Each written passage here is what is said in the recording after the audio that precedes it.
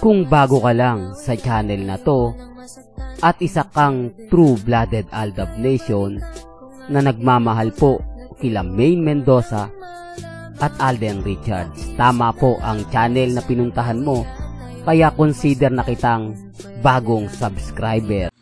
Welcome back mga Aldab. Ito na naman po ang inyong lingkod, si Mr. Destiny. At syempre panibagong update na naman po tayo. Panibagong mga kaganapan at throwback na rin po kina Alden Richards at kay Maine Polkerson. Ngayong October 24 nga po, talagang ito yung araw na hindi po natin po pwedeng isawalang bahala. Ito yung araw na nagse-celebrate po ang Aldab Nation. Hindi naman po lahat, pero ito yung mga taong kumbaga kilala ko na kapag dumarating to nagsalo-salo po ang mga Aldab Nation. Hindi po ba na sila po ay isa sa talagang super excited na pumunta sa Philippines Arena na talagang kaliwat ka ng tawagan, text, di po ba? Oh no, kamusta na? Papunta na, ganito ganyan. Na alam mo mga Aldab, napakasarap po natin balik-balikan itong mga bagay na to na hindi po nauunawaan ng mga taong kritiko po ng Aldab. Hindi po kasi nila naranasan yung kilig na nakubuha po natin kina Alden at kay Maine. Hindi po kasi nila napanood, di po ba? Kasi sila hindi nila talaga totally nasubaybayan ang Aldab Nation. Po ba? Kaya ako nga sinasabi to mga Aldab, may mga taong kung makapagsalita, akala mo maraming alam. Kung makapag-react, akala mo talagang sila yung bida. Hindi, panahon pa ni Menga ni Alden. Na ako fans na ako, kumbaga bye-bye ko yan, yung mga nangyari sa kanila. Ako, mga Aldab, hindi naman po sa pagmamayabang. Nakita nyo naman po, marami tayong mga mamis, mga titas na talagang nakausap ng mga panahon na yan, na kung saan nga po talagang binibigyan ako ng update, lalo na po sa Bulacan, diba, ng mga panahon, Mr. Destiny, ganto ganyan. Tapos, pagka nasa barangay si Mengay, di po ba, napupunta dyan yung sila Jude Palaboy, nakakuha ko ng update, sa mga taong malalapit kay Jude Palaboy, na kung saan nga nakasama din po nila, isang dati rin pong Aldab Nation, sila Mama Ebs, di po ba? Kaya lang syempre nagkawatak-watak, nagkaroon ng mga issue, si Nati Gonzaga, Aldab Nation din dati yan, na kumbaga nagkawatak-watak nga po, si Mama Ten, lagi nagbibigay ng update yan sa Aldab, talagang buhay na buhay ang kanilang social media ng mga panahon. Kaya hindi niyo po pwedeng sabihin na hindi po totoo lahat ng mga sinasabi ko. Kasi una sa lahat, sabi ko nga po sa inyo, magkademandahan man, may laban ako Hindi po ako kayang idemanda ng pamilya Mendoza at pamilya Polkerson. Real talk yan mga ka-Aldab. Kasi simula po nung bago dumating ang tamang panahon 2017, isa na po tayo sa masugid na nagtatanong po sa kanila. Isa na po tayo sa sumusubaybay po sa kanila. Kaya nga po kapag sinasabi nila na tinatakot tayo, okay lang. Di po ba? Aminado naman tayo po ba? Pero hindi nila po pwedeng ikaila, sabihin na hindi totoo yung mga sinabi ko. Hindi nila pwedeng ikaila na lahat ng post nila inedit ko. Kasi una sa lahat ng mga panahon na yan, wala pa pong edited. Ang cellphone napakabagal pa po. Nagpapaload po ako ng 50 pesos, makapanood lang ng YouTube. Alam niyo po ba na madaling araw pa ako nakakapanood? Hindi, real to kaya mga ka-Aldab. Kasi doon lang po mabilis ang internet. Yung tipong walang gumagamit, ikaw lang. Yung tipong lahat tulog, tapos ikaw yung gising.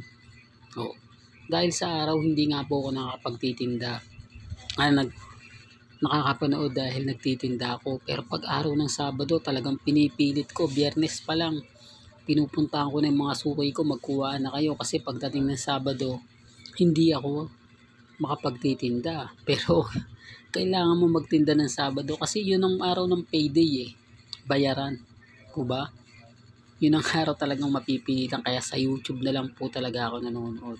Kinukwento ko lang po ito sa mga hindi po nakakaalam.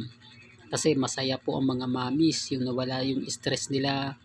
Talagang pagdating sa Philippines Arena talagang namayagpag ang Aldab. Biruin mo, hindi po kami magkakakilala. Nasa isang bus kami, talagang puno ng saya at sigla. O, ano pa masasabi ng mga iba dyan na kritiko ni Mr. Destiny? Na tapos na yan. Okay, aminado naman po tayo, tapos na. Pero yung pagmamahal namin sa Aldab, nananatili pang buo, nananatili pang matatag. At marami pa rin po kami.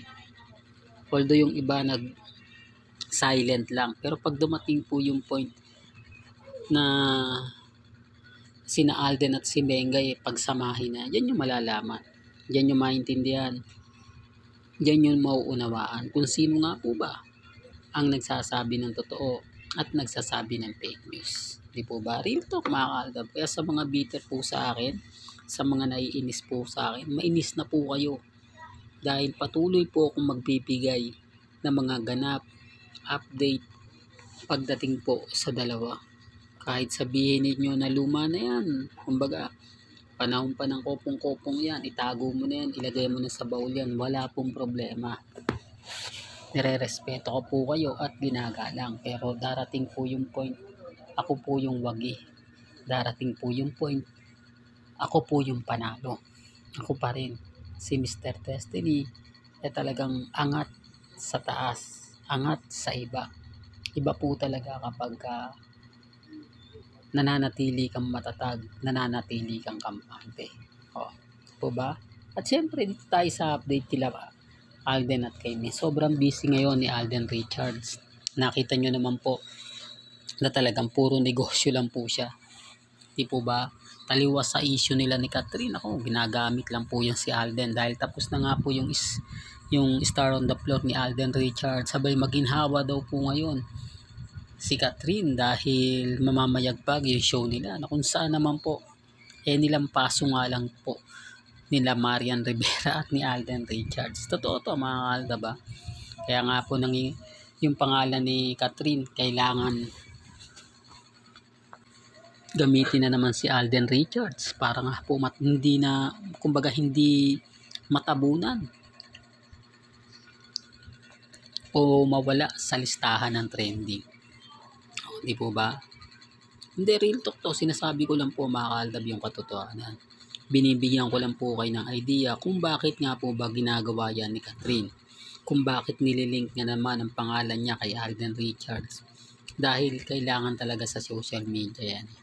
Kung gusto mong nangangibabaw ka lagi, yung hindi nawawala yung pangalan mo sa social media. Kasi once na mawala yan, lahat ng mga endorsement mo tatamlay. Lahat ng mga show mo hihina kasi hindi ka na kukunin ng mga show dahil kumbaga alam mo na medyo hindi na matunog yung pangalan mo.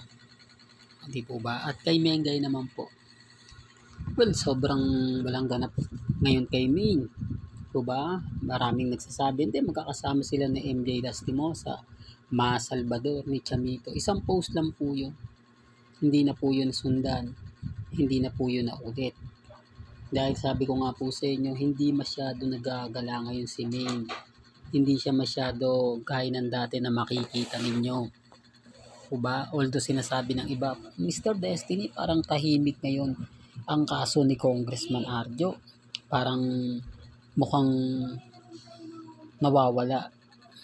Kumbaga, ano siya, news blackout po talaga siya.